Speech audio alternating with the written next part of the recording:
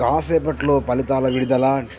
Teacher పోస్టుల భర్తీ కోసం నిర్వహించినటువంటి డిఎస్సి పరీక్ష ఫలితాలు నేడు విడుదల కానున్నాయి. సచివాలయంలో ఉదయం 11 గంటలకు సీఎం రేవంత్ రెడ్డి ఫలితాలను విడుదల చేస్తారనే విషయాన్ని తెలపడం జరిగింది.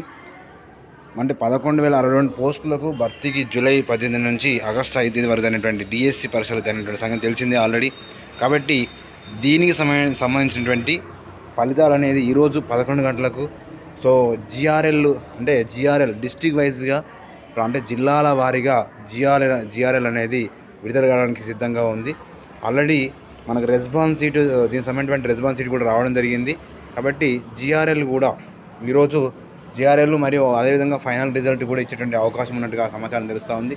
ఈ యొక్క డిఎస్సిలో 1:3 మనకు పిలవడానికి అవకాశం ఉంది. కాబట్టి ముందుగా ఫస్ట్ జిఆర్ఎల్ రిజల్ట్ ఇచ్చిన తర్వాత మనకు 1:3 కూడా పెట్టేటువంటి అవకాశం ఉంది. ఈరోజు అయితే మనకు 1:3 పెట్టడానికి 100% అవకాశం ఉంది. 11 గంటలకు మనకు రిజల్ట్ రాబోతూ ఉంది.